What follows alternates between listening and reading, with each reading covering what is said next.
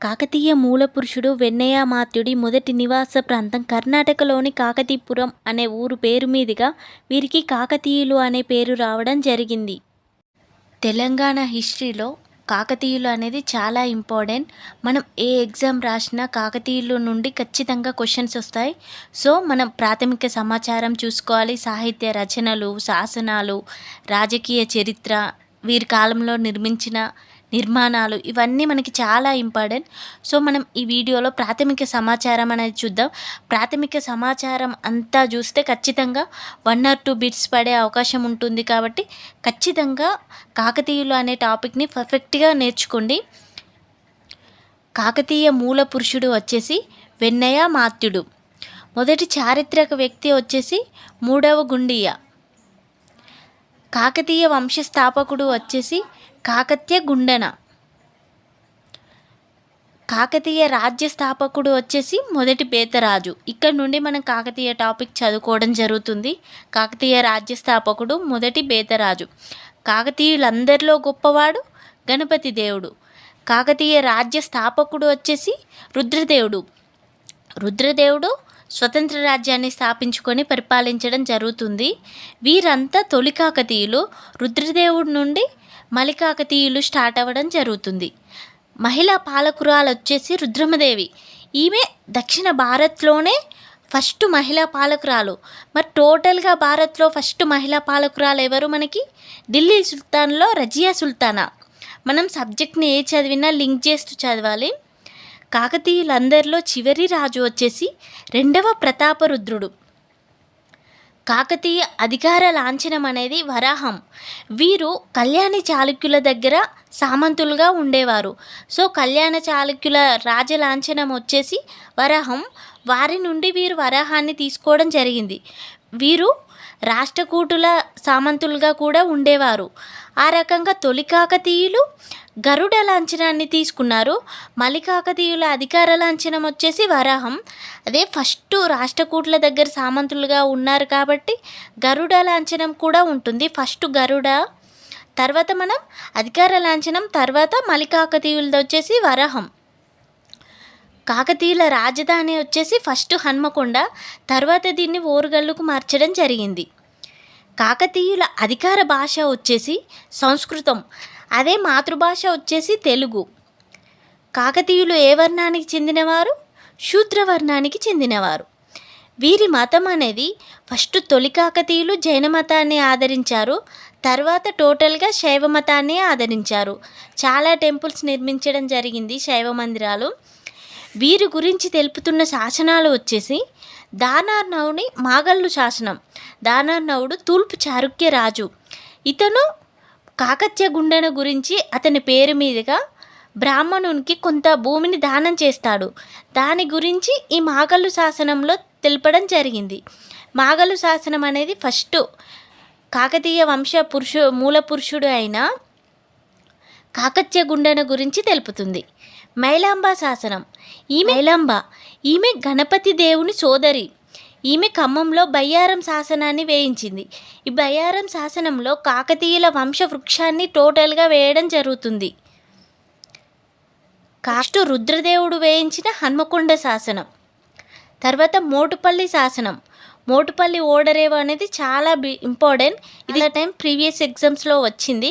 మోటుపల్లి శాసనాన్ని వేయించింది వచ్చేసి గణపతి దేవుడు. తర్వాత మల్కాపురం శాసనం వచ్చేసి రుద్రమదేవి. ఈ శాసనాలు కాకతీయుల గురించి తెలుపు శాసనాలు. ఇంకా చాలా ఉన్నాయి, మనం ముందు నేర్చుకుందాం. కాకతీయుల వంశం వచ్చేసి దుర్జయ వంశం. వీరి గురించి శిల్పకళ వచ్చేసి 1000 స్తంభాల గుడి, రామప్ప టెంపుల్. వీటిని నిర్మించింది వచ్చేసి 1000 స్తంభాల గుడిని రుద్రదేవుడు నిర్మించాడు. రామప్ప గుడిని రేచర్ల రుద్రుడు నిర్మించడం జరిగింది. నగర నిర్మాతలు వచ్చేసి హన్మకొండ నిర్మించింది రెండవ ప్రోలరాజు. ఓరుగల్లు నిర్మించింది రెండవ రుద్రదేవుడు. కాకతీయ వంశస్థాపకుడు కాకత్య గుండెన లేదా నాలో గుండియ. రాజ్య స్థాపకుడు వచ్చేసి మొదటి బేతరాజు.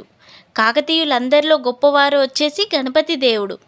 తొలి కాకతీయుల్లో గొప్పవారు కూడా ఉంటుంది. ప్రోలరాజు వచ్చేసి తొలి కాకతీయుల్లో గొప్పవారు. స్వతంత్ర రాజ్య స్థాపకుడు రుద్రదేవుడు. మహిళా పాలకురాలు వచ్చేసి రుద్రమదేవి. చివరి రాజు వచ్చేసి రెండో ప్రతాపరుద్రుడు. వీరి అధికార లాంఛనం వచ్చేసి వరాహం. స్టార్టింగ్లో గరుడ ఉండేది.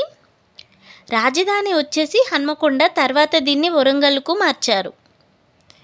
అధికార భాష వచ్చేసి సంస్కృతం. ఈ శాసనాల గురించి నేను క్లియర్గా ఎక్స్ప్లెయిన్ చేస్తాను.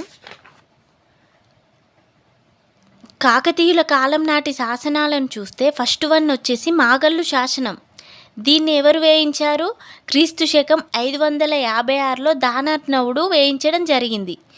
దానార్ణవుడు కాకత్య గుండెన పేరు మీదుగా కొంత భూమిని బ్రాహ్మణునికి దానం ఇస్తారు.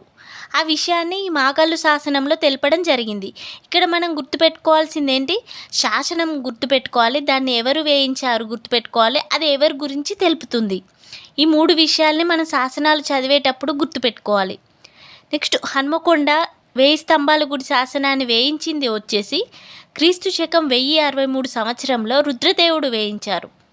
ఇది ఎవరి గురించి తెలుపుతుంది? రుద్రదేవుని విజయాల గురించి, అతని పాలన గురించి తెలపడం జరుగుతుంది. నెక్స్ట్ వచ్చేసి ద్రాక్షారామం శాసనం. ఇది చాలా టైమ్స్ ప్రీవియస్ బిట్స్ అడగడం జరిగింది. ద్రాక్షారామం ఇది వేయించింది వచ్చేసి ఇనంగాల బ్రాహ్మిరెడ్డి. ఇతను రెండో ప్రోల్రాజు తర్వాత రుద్రదేవుడు పరిపాలించారని రెండో ప్రోల్రాజు గురించి, రుద్రదేవుని గురించి తెలపడం జరిగింది. ఇతను రెండో ప్రోల్రాజు ఆస్థానంలో ఉండేవారు. నెక్స్ట్ వచ్చేసి బయ్యారం శాసనం. మనకు బయ్యారం శాసనం ఎలా అడుగుతారు? కాకతీయుల వంశ వృక్షం గురించి తెలిపే శాసనం వచ్చేసి బయ్యారం శాసనం. దీన్ని వేయించింది మైలాంబ. ఏ సంవత్సరంలో? 1209 సంవత్సరంలో. నెక్స్ట్ కాకతీయుల కాలంలో దీన్ని వేయించింది గణపతి దేవుడు 1244 సంవత్సరంలో. విదేశీ వర్తకులకు అభయం. విదేశీ వర్తకులు వ్యాపారం చేసుకోవడానికి మోటుపల్లి అనే ఓడరేవు కాకతీయుల కాలంలో ప్రసిద్ధిగాంచింది. మోటుపల్లి ఎక్కడ ఉంటుంది? నెల్లూరు ప్రాంతంలో ఉండడం జరుగుతుంది. మోటుపల్లి శాసనం వేయించింది వచ్చేసి గణపతి దేవుడు. నెక్స్ట్ వచ్చేసి చందుపట్ల శాసనం. దీన్ని వేయించింది పువ్వుల ముమ్మడి. పువ్వుల ముమ్మడి ఎవరు? రుద్రమదేవి బంటు వచ్చేసి పువ్వుల ముమ్మడి.